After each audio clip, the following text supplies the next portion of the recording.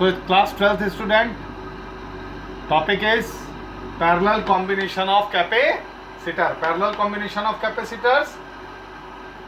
There are three capacitors C1, C2 and C3 are connected in parallel combination. Why these are connected in parallel combination? How they are connected in parallel combination? You can see clearly the positive plate of each of the positive plate of C1, C2, C3 are connected at point A and the negative plate of C1, C2, C3 are connected at point B. This is the reason these are called parallel combination. Okay? यानी कि इसीलिए हम इसको क्या कहते हैं, parallel combination कहते हैं. मान लीजिए मैंने ए पर किसी सोर्स के द्वारा, मशीन के द्वारा, सोर्स चार्ज के द्वारा एक प्लस क्यू चार्ज यहाँ पर एक पर हमने दिया इस कॉम्बिनेशन को.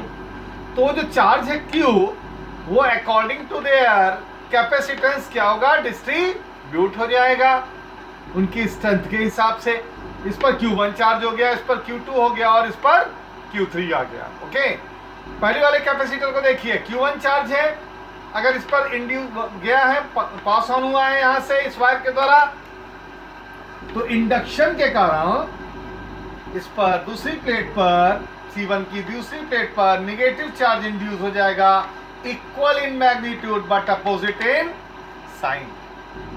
Similarly if the capacitor C2 attained the charge Q2, then by the induction the second plate of the capacitor C2 will also having the charge minus Q2 due to induction of this plate on this plate.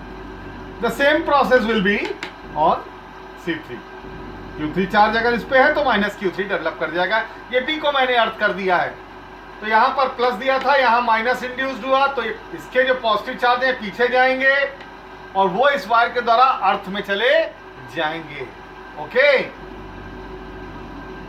आइए explanation इसका.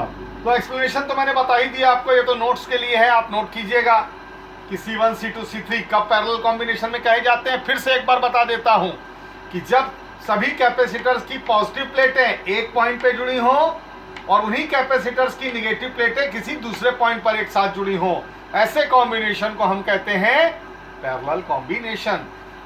ए और B के बीच का potential difference हमने कितना assume किया है, V. तो जब पैरेलल कॉम्बिनेशन में चार्जेस अलग अलग होते हैं लेकिन पोटेंशियल डिफरेंस सब पर क्या होगा, सेम होगा. इसके अक्रॉस भी पोटेंशियल डिफरेंस V होगा, इसके अक्रॉस भी V और इसके अक्रॉस भी V होगा. ओके, अब आइए पेज नंबर 2 पर.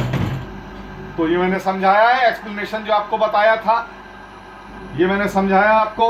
नाउ पहले कैपेसिटर के लिए आइए. Q1 इक्वल टू क्या होगा, Q equal to C into V होता है बेटा. तो Q1 equal to C1 into V, Q2 equal to C2 into V and Q3 equal to C3 into V. Since charge is a scalar quantity, so Q equal to क्या होगा, Q charge तो दिए थे ना एक point पर, तो Q1 plus Q2 plus Q3. Q1, Q2, Q3 की ये वैल्यूज यहां से उठाई और यहां सब्स्टिट्यूट कर दीजिए. ये हो गया equation number 1. Now come to the third page. Notes note कर लीजिएगा सब, जो मैं बोल रहा हूं वही एक्सप्लेनेशन है पूरा. अब आइए एज्यूम करिए, मान लीजिए जो लिखा है वही समझा रहा हूं कि if in place of all the three capacitors only one capacitor is placed between A and B such that on giving it a charge Q the potential difference between its plate is V, then it will be an equivalent capacitor. कहने का मतलब ये है कि अभी जो मैंने तीन कैपेसिटर पैरेलल कॉम्बिनेशन में लगाए थे, अगर मैं इनकी जगह उनको हटा करके एक ऐसा कैपेसिटर लगा दूं A और B के बीच में कि A पॉइंट पर चार्ज Q देने पर उन दोनों उस कैपेसिटर की प्लेटों के बीच में जो नया लगाया हूं सिंगल, पोटेंशियल डिफरेंस बेटा कितना डेवलप कर जाए, V. उतना ही जितना कि उन तीन को लगाने पर हुआ था. अब अकेले कैपेसिटर को लगाने पर Q चार्ज देने पर कितना पोटेंशियल डिफरेंस कर गया, इंक्रीज V.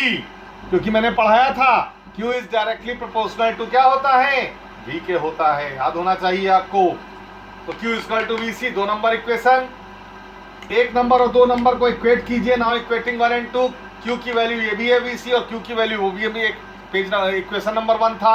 इक्वेट किया तो VC equal to C1V plus C2V plus C3V। V को कॉमन निकालिए, V कैंसिल आउट कीजिए, C equal to C1 plus C2 plus C3। तो ये आ गया पैरेलल कॉम्बिनेशन का resulting capacitance. Therefore the equivalent capacitance of the capacitor joined in the parallel is equal to the sum of their individual capacitances. Okay, thank you.